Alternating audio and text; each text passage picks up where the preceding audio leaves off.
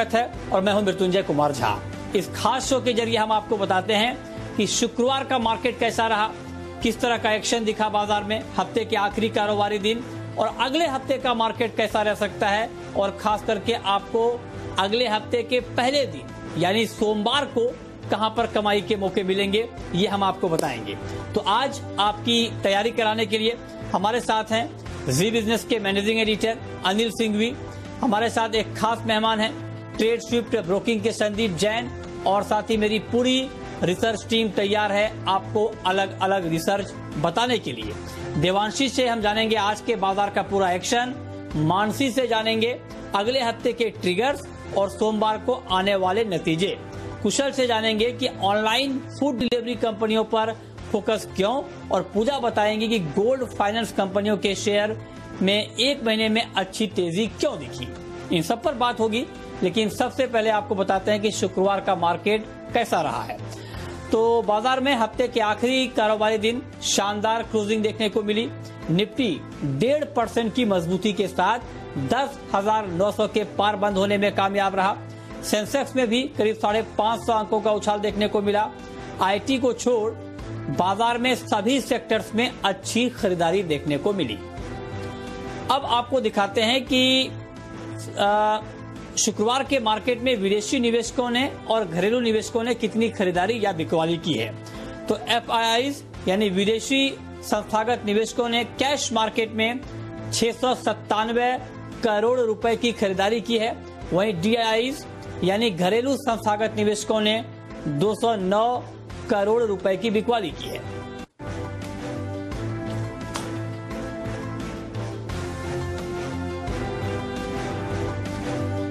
और अब रुक करते हैं बाजार पर एडिटर्स टेक का, और ये बताने के लिए हमारे मैनेजिंग एडिटर अनिल सिंघवी हमारे साथ बने हुए हैं। अनिल जी, बहुत बहुत स्वागत है आपका। बाजार ने हफ्ते का शानदार अंत किया, बहुत अच्छी क्लोजिंग रही। निफ्टी 10,900 के पार बंद हुआ। हफ्ते के आखिरी कारोबारी दिन में जिस तरह का ट्रेड मार्केट में हुआ है, इस पर आपकी क्या राय है? हफ्ते के आखिरी दिन बाजार ने दिखाया जबरदस्त दम और ताकत। जी हां, अब तक की 23 मार्च के बाद की सबसे हाईएस्ट क्लोजिंग मिली और सबसे हाईएस्ट लेवल 10,900 के पार निफ्टी निकला भी और क्लोजिंग भी 10,900 पर होती हुई दिखी है। बैंक निफ्टी जो अब तक पिछड़ रहा था, पिछले 5-6 सेशन बैंक निफ्टी के लिए बहुत अच्छे रहे नहीं, आज आखिरी घंटे बैंक निफ्टी ने भी अपनी ताकत दिखाने की कोशिश की, 22,000 के पार निकला भी और 22,000 के बेहद नजदीक जाकर बंद हुआ। तो आज जो कॉन्फिडेंस और जोश आया है बाजार में, ये काबिले तारीफ है 2-3 वजह से। पहला, ऐसा नहीं कि बाकी दुनिया भर के बाजारों में बड़ी तेजी हो, डाउ फ्यूचर्स भी बड़े सुस्त थे, मुश्किल से 20-30 पॉइंट ऊपर नीचे ट्रेड कर रहे थे। तो जो तेजी हुई है वो हमारे अपने दम पर हुई है, डाउ के दम पर नहीं। ये पहली बात। दूसरी बात, एफआईआईज की तरफ से बिकवाली जो हो रही थी अभी भी है, लेकिन वायदा कारोबार में थोड़ी थोड़ी शॉर्ट कवरिंग के संकेत आ रहे हैं और बिकवाली का प्रेशर कम हुआ है, तो उससे सहारा मिला। तीसरा सहारा मिला घरेलू फंड्स की खरीदारी से। कल के सेशन में घरेलू फंड्स ने अच्छी दमदार खरीदारी की और आज भी अब वहां से खरीदारी के संकेत धीमे धीमे आने लगे हैं। तो कम से कम बिकवाली का दबाव रुका है दोनों ही तरफ के इन्वेस्टर्स का, फॉरेन फंड्स और घरेलू फंड्स, और वो खरीदारी के मूड में आ रहे हैं, वहां से जोश आया। चौथा जोश आया आपको हफ्ते के आखिरी दिन इस उम्मीद में कि सोमवार को बढ़िया तेजी बनेगी, और जो तेजी बनी आज पूरी की पूरी स्क्रीन पर बनी है। ये सबसे बड़ी बात है और इसीलिए कम गैप से खुले और हमने यही कहा कि जहां खुले वहीं से खरीदारी कीजिए और दिन में और बढ़िया तेजी बनती हुई दिखेगी। तो पूरी की पूरी आज की तेजी स्क्रीन पर हुई और ये बहुत ही शानदार रही। तो ये सारे फैक्टर्स मिलाकर अगर आप देखेंगे तो खरीदारी बहुत दमदार हुई। दिन के हाई पॉइंट पर जाकर बंद होना ताकत दिखाता है, वो भी वीकेंड सेशन पर, और वो भी तब जबकि ग्लोबल मार्केट्स का बहुत सपोर्ट ना हो। तो भारतीय बाजार ने अपने दम पर आज मजबूती दिखाई। एक और बढ़िया बात जो बाजार में दिख रही वो ये कि अब बाजार सिर्फ और सिर्फ रिलायंस पर भरोसे नहीं है कि तेजी के लिए हमें रिलायंस ही देखना है, चौतरफा खरीदारी होती हुई दिख रही है बाजार में। तो कभी एफएमसीजी स्टॉक्स, कभी सीमेंट स्टॉक्स, कभी आईटी स्टॉक्स, कुछ न कुछ इस बाजार में बढ़ने को तैयार है और आज ये कमान सरकारी कंपनियों ने संभाली। तो ढेर सारी सरकारी कंपनियां ऐसी है जहां पर बढ़िया तेजी बनती हुई दिखी। तो ओवरऑल बाजार में बहुत ही बेहतरीन माहौल बनता हुआ दिख रहा है। अच्छी खरीदारी के साथ हफ्ते के आखिरी दिन बहुत शानदार क्लोजिंग दी है भारतीय बाजारों ने। तो बाजार का माहौल बेहतरीन हो गया है। तो इस बेहतरीन माहौल में आज कौन कौन से ऐसे सेक्टर रहे जिन्होंने पार्टिसिपेट किया है और क्यों पार्टिसिपेट किया है, क्या वजह रही है, ये डिटेल बताने के लिए देवांशी हमारे साथ जुड़ी हैं। देवांशी बताइए। हफ्ते के आखिरी ट्रेडिंग सेशन में आज अच्छी खरीदारी आती हुई दिखी। बाजार में आप देखिए आखिरी 1 घंटे में शानदार गेन्स आते हुए दिखे। निफ्टी 200 डीएमए के लेवल्स के ऊपर ट्रेड होते हुए दिखे थे। निफ्टी बैंक में शानदार तेजी आखिरी 1 घंटे में देखने मिली थी। और आप देखिए सारे इंडाइसिस में आज अच्छे गेन्स आते हुए दिखे। लगभग सारे इंडाइसिस आज हरे निशान में बंद हुए। Small cap mid cap indices में भी आज अच्छी खरीदारी देखने मिली है। साथ ही आप देखिए अगर निफ्टी की बात करें तो आज sector wise oil and gas, साथ ही जो टेलीकॉम स्टॉक्स है यहाँ पे अच्छे गेन्स आते हुए दिखे थे। चुनिंदा एफएमसीजी स्टॉक्स में अच्छी खरीदारी थी। फार्मा में आज अच्छे गेन्स आते हुए दिखे। एनबीएफसीज आज अच्छी तेजी के साथ ट्रेड करते हुए दिखे थे। सबसे पहले अगर निफ्टी गेनर्स की बात करें तो बीपीसीएल, भारतीय इंफ्रा, रिलायंस इंडस्ट्रीज, टाइटन, ये कुछ स्टॉक्स थे जो कि आज टॉप गेनर्स की लिस्ट में शामिल होते हुए दिखे हैं। वहीं लूजर्स आज बहुत ही कम थे, लेकिन हमने देखा हिंडाल्को लाल निशान में आज आते बंद हुआ है। ब्रिटानिया में आज नतीजों के बाद थोड़ी सी मुनाफा वसूली जरूर होती हुई दिखी है ऊपरी लेवल से। नेस्ले, टीसीएस, कुछ स्टॉक्स थे जहां पे मुनाफा वसूली आती हुई दिखी, लाल निशान में बंद होते हुए दिखे। साथ ही बैंकिंग स्टॉक्स पर आप नजर कीजिए, आज यहाँ पे अच्छे गेन्स आते हुए दिखे। एनबीएफसीज में भी आज अच्छी तेजी आती हुई दिखी है। एचडीएफसी बैंक, बंधन बैंक, यूनियन बैंक, आईओबी, ये कुछ ऐसे बैंक्स थे जहां पे आज अच्छी खरीदारी आती हुई दिखी। सरकारी बैंक्स में भी आज अच्छी गेन्स आते हुए दिखे हैं। फार्मा स्टॉक्स की अगर हम बात करें तो आज हमने देखा ग्रैन्यूल्स, यहाँ पे अच्छे गेन्स थे। कैडिला हेल्थ केयर में आज अच्छी तेजी आती हुई दिखी। सिप्ला, यहाँ पे अच्छी तेजी थी। मिड कैप स्टॉक्स में भी आप देखिए आईओएल केमिकल्स जैसे स्टॉक्स थे जहां पे 7 से 8% तक की तेजी आती हुई दिखी है। इसके अलावा ऑयल एंड गैस स्टॉक्स, आज ये इन स्टॉक्स में आज अच्छी गेन्स आते हुए दिखे हैं। बीपीसीएल 12% तक की तेजी, एचपीसीएल में आज अच्छे गेन्स थे। चेन्नई पेट्रो, ओएनजीसी, गेल, ये चुनिंदा स्टॉक्स है जहां पे आज अच्छे गेन्स आते हुए दिखे हैं। ऑटो एंसिलरी, साथ ही टायर स्टॉक्स, ये कुछ स्टॉक्स है जहां पे आज भी अच्छी खरीदारी आती हुई दिखी है। ट्रैक्टर स्टॉक्स में आज अच्छे गेन्स आए हैं। अशोक लेलैंड, टाटा मोटर, एमएनएम, हीरो मोटोकॉर्प में आज अच्छी खरीदारी थी। ऑटो एंसिलरी में आज एक्साइड, एमआरएफ, बालकृष्ण इंडस्ट्रीज, अमरा राजा बैटरीज, ये चुनिंदा स्टॉक्स है जहां अच्छे गेन्स आते हुए दिखे हैं। साथ ही आईटी स्टॉक्स पर अगर नजर करें तो आज हमने फाइनली देखा थोड़ी सी मुनाफा वसूली इन स्टॉक्स पर आती हुई दिखी है।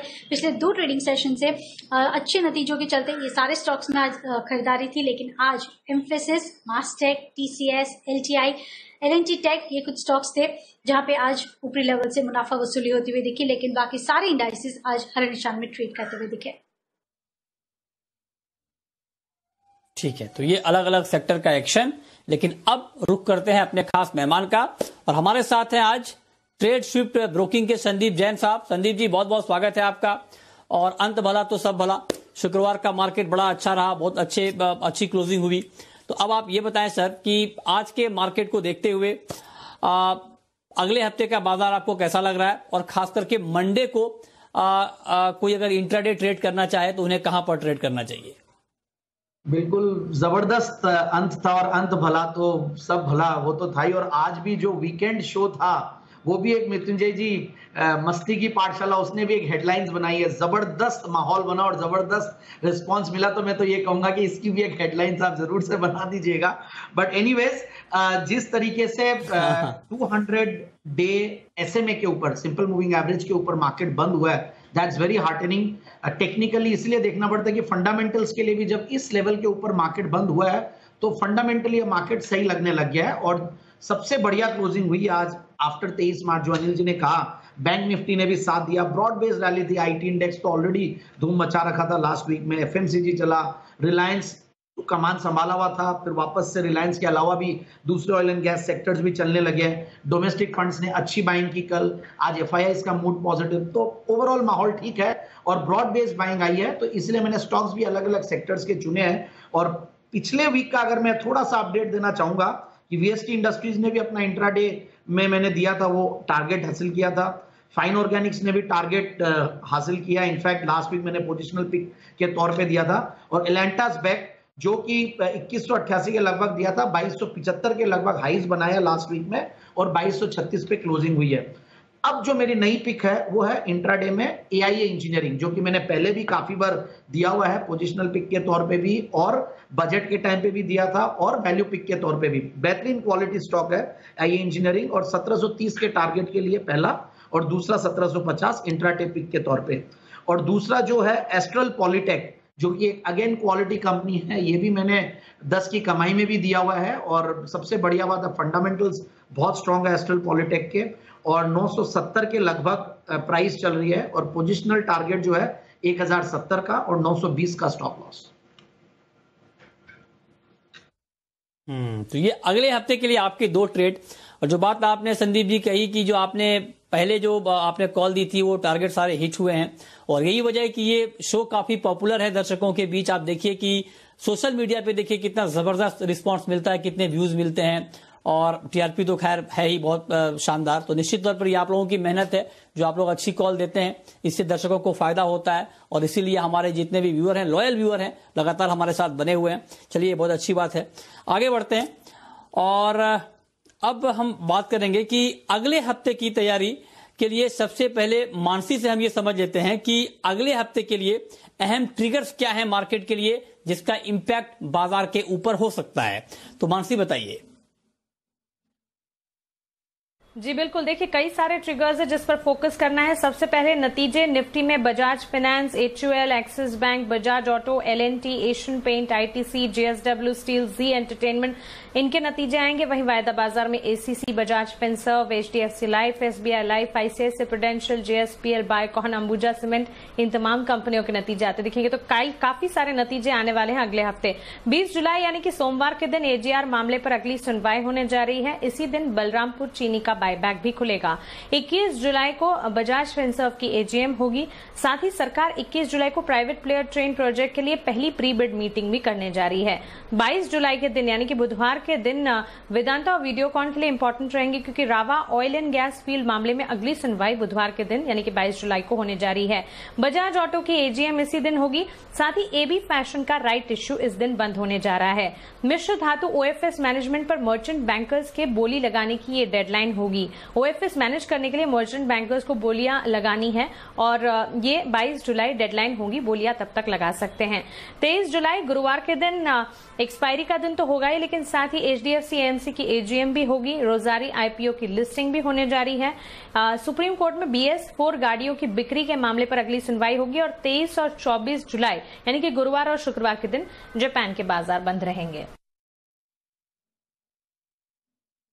तो ये हैं अगले हफ्ते के अहम ट्रिगर्स। आगे बढ़ते हैं।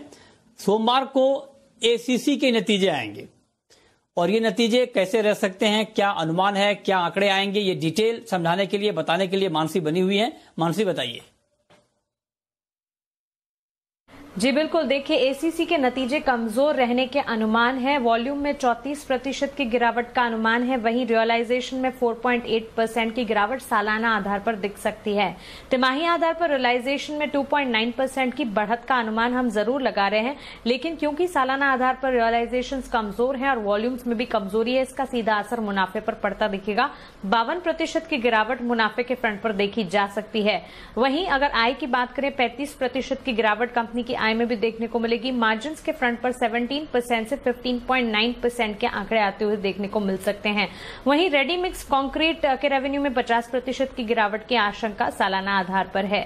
नजर कुछ चीजों पर रहेगी। कोरोना के चलते कंपनी के सेक्टर के प्रदर्शन पर नजर रहेगी। वहीं सीमेंट की मांग पर, साथ ही सीमेंट की कीमतों के ट्रेंड पर भी नजर रखनी होगी, और साथ ही वॉल्यूम्स की स्थिति कैसी है इस पर भी हम नजर रखेंगे।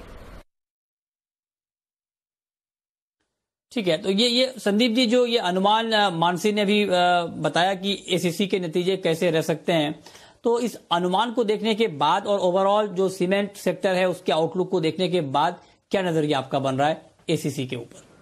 देखिए, लास्ट क्वार्टर तो सर्टेनली एक बहुत ही स्पेशल क्वार्टर है, क्योंकि ऑलमोस्ट आधा पूरा क्वार्टर आपके लॉकडाउन में गया और फिर बाकी भी थोड़ा बहुत अनलॉकिंग हुई है। बट फिर भी ये सेक्टर काफी मजबूत है। मुझे ऐसा लगता है ये सारी चीजें काफी हद तक डिस्काउंटेड है। और जो हम देखते हैं सीमेंट सेक्टर में, वो ये देखते हैं कि आपकी जो रिटेल प्राइसेस है वो कैसी है, और काफी स्ट्रांग चल रही है, और अभी भी वापस से 10 से 15 रुपया बोरी के वापस से बढ़े हैं। नॉर्थ ईस्ट में काफी स्ट्रांग प्राइसेस चल रही है, क्योंकि एक तो सप्लाई की भी डिसरप्शन है, और दूसरा रूरल डिमांड वो काफी अच्छी है। और अच्छा जब मानसून रहता है तो उसके बाद आने वाले दिनों में बहुत अच्छा रहता है। मानसून के मंथ के दौरान जरूर से थोड़ा सा पिकअप कम हो सकता है, बट आने वाले दिनों में चूंकि जब इतनी इनकम आती है और खरीफ की फसल जब अच्छी होगी, रूरल इनकम बढ़ रही है, और रूरल इंडिया एक अलग ही चल रहा है, जो भारत है और इंडिया दोनों अलग अलग तरीके से चल रहा है। तो सीमेंट सेक्टर पे मैं काफी दिनों से काफी बुलिश हूं। और मैंने इसी शो में, अगर आपको याद हो, तो मैंने एक स्टार्ट सीमेंट एक स्टॉक दिया था 76 रुपए में, जो कि नेक्स्ट ही डे मंडे के दिन ही इनफैक्ट 87-88 रुपीज तक चला गया था और बहुत जबरदस्त 95 तक के लेवल्स छुआ है। तो वो स्टॉक तो सर्टेनली इंटैक्ट है ही है बाइंग के लिए। और एसीसी भी अच्छा लगता है, अंबुजा अच्छा लगता है, अल्ट्राटेक लीडर है, और ओरिएंट सीमेंट है, या मंगलम सीमेंट भी मैंने इसी शो में एक बार पहले भी रेकमेंड किया है। सो ओवरऑल सीमेंट सेक्टर में काफी वैल्यू दिखती है और काफी ट्रैक्शन दिखता है। सरकार भी इंफ्रा के ऊपर पुश देगी तो आने वाले दिनों में यहाँ पे वो नॉन ट्रेड डिमांड भी काफी आएगी। सो मेरे हिसाब से जैसे भी आए रिजल्ट्स, एक बार भले ही ऊपर नीचे होगा stock, but overall it's a good hold from my side. अच्छा, तो आपको लगता है कि इसमें अच्छी आगे रफ्तार दिखेगी। ठीक है, आगे बढ़ते हैं। ऑनलाइन फूड डिलीवरी कंपनियों पर फोकस बढ़ गया है। इस पर एक दमदार रिसर्च लेकर हमारे सहयोगी कुशल गुप्ता हमारे साथ जुड़ रहे हैं। बताइए कुशल। जी, तो जुबिलेंट फूड और इन्फो एज फोकस में इसलिए है क्योंकि कहीं ना कहीं जो ऑनलाइन फूड डिलीवरी है वो जोर पकड़ती हुई नजर आ रही है। इनफैक्ट यूएस में जो डोमिनोज की ब्रांड है, उन्होंने सेम स्टोर सेल्स ग्रोथ जो है 16% से भी ज्यादा दिखाते हुए नजर आए हैं। और साथ ही अगर मैं बात करूं तो इनकी जो डिलीवरी फीस है, इंडिया में 2 दिन पहले ही हमें ये नोटिफिकेशन आया था कि 30 रुपए प्रति डिलीवरी जो है इन्होंने अपना चार्ज लगाना शुरू कर दिया। तो जाहिर सी बात है कि इनकी आय और मार्जिन पर जो है आपको पॉजिटिव असर आता हुआ नजर आएगा। साथ ही अगर आंकड़ों की बात करें तो डिलीवरी और टेक अवे दोनों मिलाकर जो इनकी बिक्री होती है वो कुल बिक्री का 70% हिस्सा जो है इस सेक्शन से होता है। और साथ ही आपको मैं बताऊं तो जोमैटो और स्विगी, इन दोनों ऐप से इनकी टोटल बिक्री का करीब 30% हिस्सा आता है। तो जाहिर सी बात है कि लोग ऑनलाइन ऑर्डरिंग जो है लॉकडाउन के माहौल में काफी ज्यादा प्रेफर कर रहे हैं और यही वजह है कि इतना बड़ा बूम जो है हमें जुबिलेंट फूड में देखने को मिल रहा है। इनफैक्ट मॉर्गन स्टैनले भी पॉजिटिव है और 1900 के टारगेट्स उन्होंने दिए हैं। वही इन्फो एज में भी अगर आप देखें तो यहाँ पर इनकी जो जोमैटो में हिस्सेदारी है करीब 23% की, वो काफी फ्रूटफुल इनके लिए साबित होती हुई नजर आ रही है। इनफैक्ट अगर आय का आंकड़ा देखें जोमैटो का तो FY 2021 में ये आय जो है दोगुनी होती हुई नजर आई है और 2800 करोड़ की आय जो है कंपनी की पहुंचती हुई दिखी है। इनफैक्ट मॉर्गन स्टैनले इन पर भी बुलिश है और इक्वल वेट रेटिंग के साथ उन्होंने 2610 रुपए के लक्ष्य सुझाए हैं। तो ब्रोकरेज का सपोर्ट तो है ही है और साथ ही जिस हिसाब से ऑनलाइन फूड ऑर्डरिंग हो रही है, ये स्टॉक्स आगे आने वाले दिनों में भी फोकस में रह सकते हैं। ओके, ठीक है। तो संदीप जी, क्या ऑनलाइन फूड डिलीवरी कंपनियों पर भरोसा बरकरार रखा जाए आपके हिसाब से? बिल्कुल बिल्कुल, काफी दिनों से हम लोग इस चीज में बुलिश है। जुबिलेंट फूड सर्टेनली बहुत बढ़िया लगता है और सबसे बड़ी बात है ये जो ऑनलाइन डिलीवरी है वो तो है ही है, दूसरे जो कॉम्पिटिटर्स थे वो अब है नहीं, और घर भी अपने आप से, अब क्या कितने दिन तक आप घर का फूड बनाते हैं, तो सर्टेनली इनको अब ज्यादा ऑर्डर्स मिलने लगे हैं। और जो इन्फो एज की अगर बात करें तो Info Edge is one of the biggest beneficiaries ये पूरे लॉकडाउन, और क्योंकि इनके एक जोमैटो तो है ही है, जबरदस्त चल ही रहा है, और दूसरा जो नौकरी.com है या फिर आपके पैसाबाजार.com, बैंकबाजार.com, ये सारे पोर्टल्स इन्हीं के ही हैं, पॉलिसीबाजार.com। तो ऑनलाइन बिजनेसेस बहुत पॉपुलर हो रहे हैं और धीरे धीरे इनके सारी सर्विसेज काफी पॉपुलर हो रही है। सारे पोर्टल्स में इनकी स्टेक्स है, तो एक तरीके से होल्डिंग कंपनी है इन सारी कंपनियों की। बट यहाँ पे वो होल्डिंग कंपनी वाला डिस्काउंट नहीं मिलता क्योंकि इनकी स्टेक्स जो वो स्टार्टअप्स की तरह बिकती हैं, सो वैल्यूएशंस बहुत फास्ट होती है स्टार्टअप स्पेस में। बट फिर भी मैं ये कहूंगा कि इन्फो एज मुझे महंगा लगता है, बहुत ज्यादा हायर वैल्यूएशंस है और चल रहा है और ये चलेगा भी। जिन्होंने ले रखा वो होल्ड करके रख सकते हैं। फ्रेश एंट्री के लिए मेरे पास बहुत सारे अदर दूसरे विकल्प है, तो मैं वहां पे एंट्री लेने की कोशिश करूंगा रादर देन ऑनलाइन के ऊपर बेट ही करना। तो हो सकता है कि मैं Reliance can be a good bet, Reliance Jio में जिस तरीके से चीजें चल रही है, क्योंकि यहाँ पे price to book value multiple के लिहाज से, पी मल्टीपल के लिहाज से बहुत एक्सपेंसिव साइड में इन्फो एज, बट फिर भी इट्स अ होल्ड। और मेरे हिसाब से ऑनलाइन पे दाव रिलायंस पे लगाऊंगा, बाकी जुबिलेंट बाय ऑन डिक्लाइन से मेरी तरफ से यहां पे भी अच्छी खासी ट्रैक्शन दिख रही है। ठीक है, और अब वक्त है हमारी खास पेशकश का, शर्मा जी के ऑप्शन का।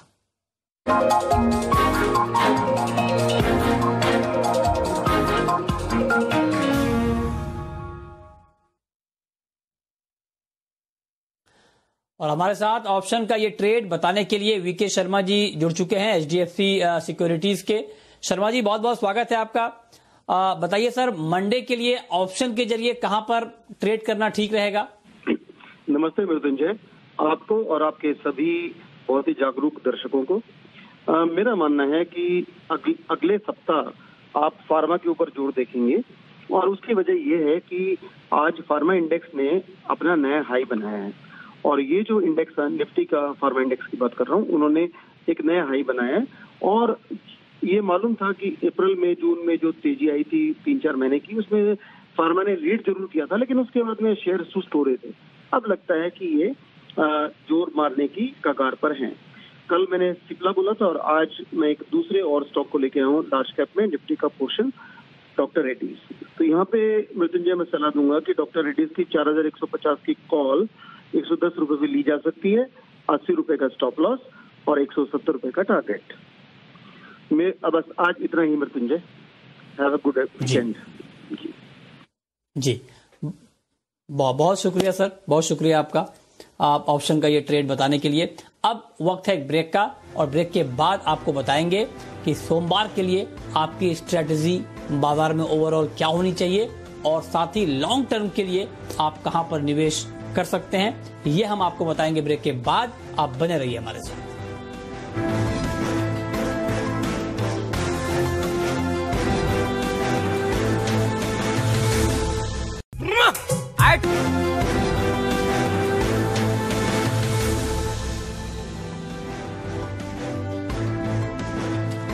ब्रेक के बाद भी आपका स्वागत है और अब वक्त है ये जानने का कि सोमवार के लिए और अगले हफ्ते के लिए आपकी स्ट्रेटेजी मार्केट में क्या होनी चाहिए। और ये बताने के लिए हमारे मैनेजिंग एडिटर अनिल सिंघवी हमारे साथ बने हुए हैं। अनिल जी, 2 दिन की छुट्टी के बाद जब सोमवार को मार्केट खुलेगा तो क्या स्ट्रेटेजी बाजार में बनानी ठीक रहेगी? जहां तक सोमवार का सवाल है, जिस तरह से बाजार मजबूती के साथ आज बंद हुए हैं, ये तो लग रहा है कि ट्रेंड ऊपर की तरफ का बरकरार रहना चाहिए और पूरी कोशिश बाजार की होगी 11,000 के पार निकलकर टिके भी और बैंक निफ्टी भी 22,000 के पार निकलकर टिककर 23,000 की तरफ बढ़ने की कोशिश कर सकता है। लेकिन सपोर्ट चाहिए ग्लोबल मार्केट्स का, नो डाउट। और साथ ही देखेंगे कि डाउ फ्यूचर सोमवार सुबह किस तरह से ट्रेड करते हुए दिखते हैं। कहीं न कहीं बाजार में उम्मीद है कि कोरोना की वैक्सीन को लेकर जल्दी ही कुछ अच्छी खबर सुनने को मिलेगी। शायद इस उम्मीद में हफ्ते के आखिरी दिन ट्रेडिंग में तेजी भी बनी है, अच्छी क्लोज भी मिली है। टेक्निकली बाजार स्ट्रांग है, वायदा कारोबार के संकेत ठीक है और ग्लोबल मार्केट्स अगर सपोर्ट दे दें तो इस तेजी को हम अगले हफ्ते और आगे बढ़ाते हुए नजर आएंगे। अब 10,600 से 10,700 के बीच में बाजार मजबूत सपोर्ट और बेस बना चुका है। एक ब्रेकआउट की तैयारी होती दिख रही है। आज 10,900 के ऊपर की क्लोजिंग ये बता रही है कि बाजार ब्रेकआउट के लिए तैयार हो रहा है। हाँ, बैंक निफ्टी का सपोर्ट उतना अब तक नहीं आया। अगर बैंक निफ्टी ने सोमवार को मजबूती दिखा दी और यहां से तेजी बनती हुई दिखे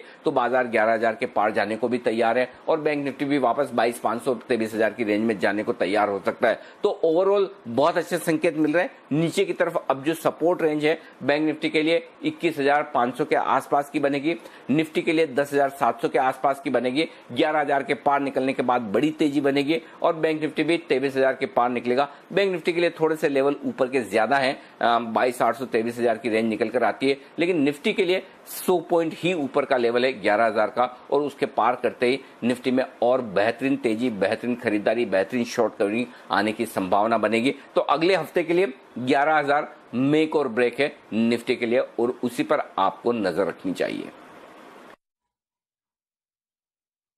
बहुत शुक्रिया सर आपका अगले हफ्ते के लिए ये स्ट्रेटेजी बताने के लिए। लेकिन अब आपको बताते हैं ऑप्शन का एक और ट्रेड और ये ट्रेड बताने के लिए हमारे साथ हैं ट्रेडबुल्स सिक्योरिटीज के सच्चिदानंद उत्तेकर जी। सर बहुत स्वागत है आपका। बताइए सर, आपके हिसाब से मंडे को ऑप्शन में कहां पर ट्रेड लेना चाहिए? गुड इवनिंग मृत्युंजय, यहाँ पर क्लियरली इंडेक्स पे निफ्टी में मुझे लग रहा है एक बुलिश मोमेंटम जो पिछले 2 दिनों से नजर आ रहा है, मुझे लग रहा है वो एक्सटेंड होना चाहिए। 11,000 के आसपास एक बैरियर जरूर है, बट मुझे लग रहा है ये पर्टिकुलर बैरियर अगले हफ्ते ही चैलेंज होना चाहिए। एंड जिस तरीके से ऑप्शन डेटा प्रेजेंट हो रहा है यहाँ पर 11,200 तक की एक अप मूव आनी चाहिए अगले हफ्ते में। अगर हम ओवरऑल वीकली सेटअप भी देखें तो काफी कन्विंसिंग क्लोज हुआ है ऑन वीकली चार्ट 10,900 के ऊपर। तो मुझे लग रहा है ये मोमेंटम जारी रहेगा और इस मोमेंटम को एक बुल कॉल स्प्रेड थ्रू आपको पार्टिसिपेट करना है, जहां पर 11,000 का आपको कॉल ऑप्शन बाय करना है और उसके अगेंस्ट 11,200 का कॉल ऑप्शन आपको बेचना है। ये कंबाइंड स्प्रेड अराउंड 54 से 50 के रेंज में आपको खरीदना है एंड 34 का लगाना है स्टॉप लॉस। लगभग अराउंड 80-85 तक के टारगेट्स में एक्सपेक्ट कर रहा हूँ। मुझे लग रहा है ये जो 11,000 का जो लेवल है तो काफी चैलेंजिंग रहा है, बट मुझे लग रहा है first half of the week में ही ये पर्टिकुलर लेवल ब्रेक होना चाहिए on the higher side. Okay, बहुत शुक्रिया सर आपका ऑप्शन का ये ट्रेड बताने के लिए। संदीप जी, अब आखिरी सवाल आपसे ही कि लंबे समय के निवेशक के लिए इस बाजार में क्या है और उनको कहां पर पैसा लगाना चाहिए? बिल्कुल एक बेहतरीन स्टॉक लाया हूं मृत्युंजय जी, और ऐसा स्टॉक है एक एमएनसी स्टॉक और सिर्फ 870 करोड़ की मार्केट कैप वाली कंपनी, बहुत ही जबरदस्त कंपनी है। कई बार सिर्फ मार्केट कैप को देख के लोग बाग उसको साइड में रख देते हैं, बट आप ये देखिए कि ये ऐसी कंपनी है जो इंडिया की सबसे बड़ी और sole manufacturer high standard carbon rods की, इंडिया में कार्बन रॉड्स बनाने वाली सबसे बड़ी कंपनी और वर्ल्ड में भी लीडिंग कार्बन रॉड्स मैन्युफैक्चरर्स में से आती है। बस यही है कि इस जो प्रोडक्ट का बहुत बड़ा कंजम्पशन है, इसीलिए सेल्स भी छोटी है तो मार्केट कैप भी छोटी है। बट जापान की अगर Panasonic carbon, Matsushita carbon company limited नाम था पुराना, अगर वहां की एक एमएनसी है तो बहुत भरोसा आता है। सबसे बढ़िया बात है return on capital employed 18%, stock का पी मल्टीपल सिर्फ 10 का पी मल्टीपल, और अगर आप ये देखें price to book value multiple 1.5 है। हाईएस्ट एवर टीटीएम दिया है पिछले 12 महीने में 17 करोड़ का, और डिविडेंड यील्ड है 2.82% का, और ग्रोथ अगर 5 साल की देखें तो करीब 12.5% की प्रॉफिट में ग्रोथ दी है। मार्च के 2019 में 2 करोड़ 85 लाख का प्रॉफिट था, उसके सामने मार्च 20 में 3 करोड़ 71 लाख का। लाइफ टाइम हाइज देखेंगे तो अगेन माउथ वाटरिंग 950 रुपए के लेवल्स के सामने अभी ये 360 रुपए के लेवल्स पे पड़ा है। इक्विटी कैपिटल सिर्फ 4.80 CR और प्रोमोटर्स की कैपिटल इसमें अलग है। तो मुझे लगता है कि ये स्टॉक आने वाले दिनों में बहुत अच्छा परफॉर्म कर सकता है, बहुत आराम से मुझे लगता है कि ये स्टॉक 450 के टारगेट जी अचीव कर लेगा। हाँ जी, ठीक है, बहुत शुक्रिया संदीप जी आपका और साथ ही मेरी पूरी रिसर्च टीम का अब बताने के लिए कि शुक्रवार का मार्केट कैसा रहा और अगले हफ्ते का बाजार कैसा रह सकता है, कहां पर कमाई के मौके बन सकते हैं। तो फिलहाल इस बुलेटिन में इतना ही, छोटा सा ब्रेक के बाद भी खबरें लगातार जारी हैं। नमस्कार।